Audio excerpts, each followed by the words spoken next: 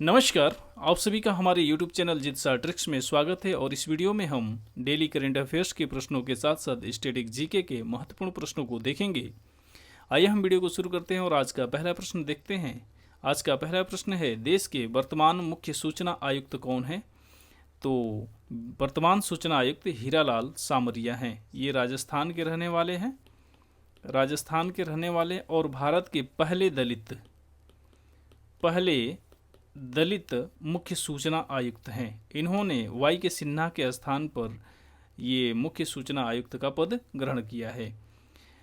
N के सिन्हा हैं, तो एन के सिंह 15वें वित्त आयोग के अध्यक्ष हैं। 15वें वित्त आयोग के अध्यक्ष कौन है? तो ये है एन के सिंह। जबकि रवनीत कौर भारतीय प्रतिस्पर्धा आयोग की अध्यक्ष हैं। भारतीय प्रतिस्पर्धा आयोग की अध्यक्ष कौन है? तो वो है रवनीत कौर।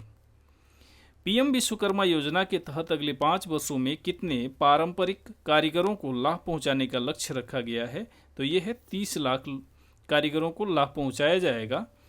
और ये 7 दिन का प्रशिक्षण होगा। प्रशिक्षण कितने दिन चलेगा? 7 दिन चलेगा। और इसमें 500 रुपये प्रतिदिन प्रदान किए जाएंगे स्टिपेंड के रूप में। और 15,000 का, याद रखिएगा, 15,000 का टूल किट भी दिया जाएगा। जो पीएम विश्वकर्मा योजना की शुरुआत हुई थी, तो इसको भी याद रखिएगा, 17 सितंबर 2023 को इसकी शुरुआत हुई थी। मध्य प्रदेश से शुरू हुआ था ये। और परिवार के एक ही सदस्य को ये प्रशिक्षण दिया जाएगा। और इसमें जो आयु होगी वो न्यूनतम आयु होगी 18 वर्ष। अगला प्रश्न है, हाल ही में किस एक समूह ने भारत में एक सैन्य सलाहकार, सैन्य अताशे की नियुक्ति की है, घोषणा की है? तो वो है यूरोपियन संघ। यूरोपियन संघ ने भारत में एक सैन्य सलाहकार यानी सैन्य अताशे की नियुक्ति करेगा। यूरोपियन संघ के बारे में थोड़ी सी जानकारी। इसकी स्थापना हुई थी 1992 के मास्ट्रिच संधि के तहत हुई थी। 1 नवंबर 1993 को हुई थी। इसकी स्थापना 1 नवंबर 1993 को हुई थी। और इसका मुख्यालय याद रखिएगा, मुख्यालय कहाँ पे है? तो मुख्यालय इसका है ब्रुसेल्स में है। ब्रुसेल्स में है इसका मुख्यालय। ब्रुसेल्स कहाँ पे है? तो बेल्जियम में है ब्रुसेल्स। तो ब्रुसेल्स में इसका मुख्यालय। इसकी जो आधिकारिक मुद्रा पूछी जाती है बार बार, आधिकारिक मुद्रा जो है यूरो है। इसके सदस्य कितने हैं? तो सदस्य इसके याद रखिएगा, इस समय वर्तमान में 28 देश इसके सदस्य हैं, जिनमें से सिर्फ 19 देश ही यूरो को अपनाते हैं। बाकी जो 9 देश हैं वो अपने स्वयं की मुद्रा को अपनाते हैं। हाल ही में समाचारों में रहा अमृत सागर किन देशों के बीच में स्थित है? तो यह है इजराइल और जॉर्डन के बीच में। यह है डेड सी और यहाँ पे है जॉर्डन और इजराइल के बीच में। हालांकि यहाँ पे वेस्ट बैंक का भी यहाँ पे सीमा लगती है मृत सागर से। तो यहाँ पे फिलिस्तीन इस पे दावा करता है, लेकिन ये यहाँ पे भी कब्जा इजराइल का ही है। तो इजराइल और जॉर्डन के बीच में ही है मृत सागर। जो मृत सागर है इसके बारे में जानकारी कि यह दुनिया की सबसे गहरी अत्यधिक लवणीय झील है। जो डेड सी है विश्व की सबसे गहरी लवणीय झील है यह। और इसकी लवणता भी याद रखिएगा, इसकी लवणता है 34.2% इसकी लवणता है। अब इसका डेड सी नाम क्यों पड़ा? इसी लवणता के कारण, क्योंकि इसमें जो लवणता है इसकी ज़्यादा है, उसी के कारण इसमें कोई जीव जीवित नहीं रह पाता है, इसलिए इसको डेड सी कहा जाता है। हाल ही में किस एक विश्वविद्यालय ने सफलतापूर्वक टिकाऊ प्लास्टिक विट्रिमर बनाया है? तो ये है टोक्यो विश्वविद्यालय। हाल ही में सीआरपीएफ ने अपने विशिष्ट कोबरा बल को जम्मू कश्मीर से वापस लेने का फैसला किया है। कोबरा बल की स्थापना कब हुई थी? तो ये 2008 में हुई थी। सीआरपीएफ की यह एक इकाई है। गंगा उत्सव का 7वां संस्करण कहाँ आयोजित किया गया? तो यह नई दिल्ली में आयोजित किया गया। गंगा उत्सव का 7वां संस्करण कहाँ पे आयोजित किया गया? तो नई दिल्ली में आयोजित किया गया। और किसने इसको आयोजित किया? तो ये था, इसको भी याद रखिएगा, राष्ट्रीय स्वच्छ गंगा मिशन के द्वारा इसका आयोजन किया गया था।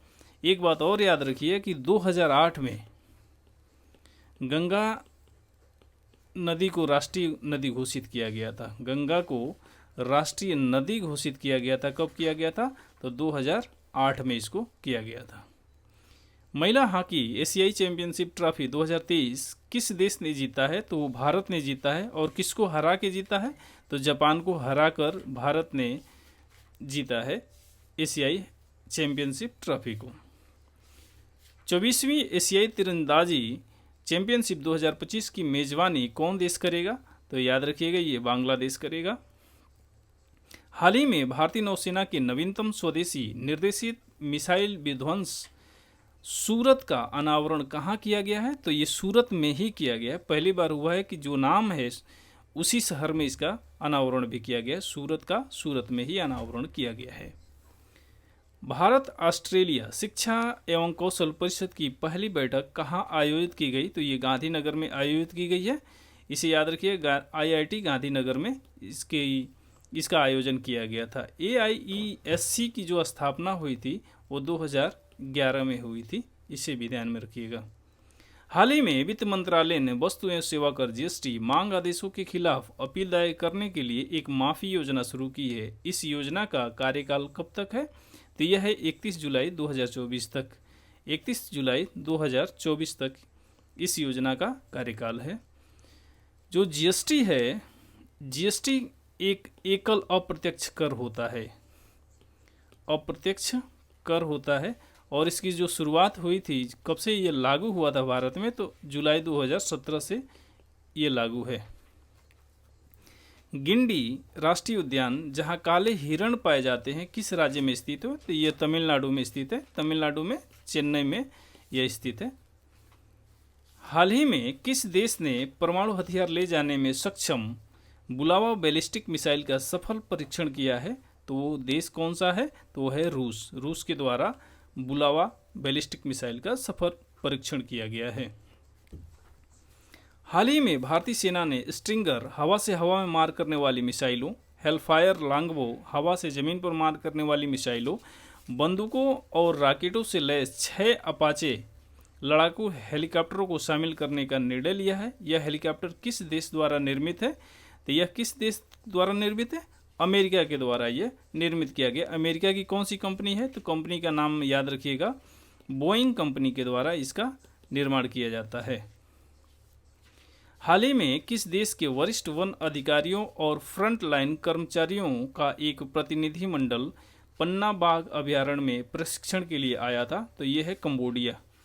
कंबोडिया के लोग पन्ना बाघ अभयारण्य में आए थे। वहाँ के कर्मचारी और कुछ अधिकारी आए थे प्रशिक्षण के लिए। कंबोडिया से याद रखिएगा, यहाँ की राजधानी जो है कंबोडिया की नाम पेन है और यहाँ की मुद्रा भी याद रखिएगा, कंबोडियन रियाल है यहाँ की मुद्रा है। जो पन्ना बाघ अभयारण्य है ये किस राज्य में स्थित है? तो ये याद रखिएगा मध्य प्रदेश में। यह मध्य प्रदेश में स्थित है और इसी अभयारण्य से होके एक नदी बहती है। उस नदी का नाम है केन नदी। केन नदी है, यह यमुना की सहायक नदी है। केन नदी किसकी सहायक है? यमुना की सहायक नदी है। 2 राज्यों में बहती है, मध्य प्रदेश व उत्तर प्रदेश में बहती है। यह उत्तर प्रदेश में बहती है, इसको भी याद रखिएगा। और यह दक्षिण से उत्तर दिशा में बहती है। हाल ही में अरुणाचल प्रदेश में एलिसियस हिमालय, हाल ही में अरुणाचल में एलिसियस हिमालय नामक किस एक जीव की नई प्रजाति की खोज की गई है? तो एलिसियस हिमालय जो प्रजाति है वह है घोंगा। घोंगा की एक नई प्रजाति है। क्रिकेट के इतिहास में टाइम आउट होने वाले पहले क्रिकेटर कौन बना है? तो वो है एंजेलो मैथ्यूज। ये श्रीलंका के हैं। ये टाइम आउट क्या होता है? तो टाइम आउट होता है कि कोई विकेट गिरता है तो जो नया बल्लेबाज होता है उसको 3 मिनट के अंदर गेंद को फेस करना होता है। ये पहले ऐसा नियम था, लेकिन अभी 2023 में जो वर्ल्ड कप शुरू हुआ है इसमें नया नियम बदल गया है। अब बल्लेबाज को 2 मिनट के अंदर, जो विकेट गिरा उसके बाद जो नया बल्लेबाज आएगा 2 मिनट के अंदर उसको गेंदबाज का सामना करना होता है। किस देश की कंपनी साब ने भारत की रक्षा परियोजनाओं में 100% एफडीआई हासिल करने वाली पहली विदेशी कंपनी बन गई है।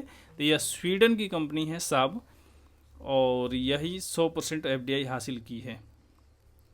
ग्लोबल रिस्पॉन्सिबल टूरिज्म अवार्ड 2023 किस राज्य को प्रदान किया गया है? तो यह है केरल राज्य को प्रदान किया गया है।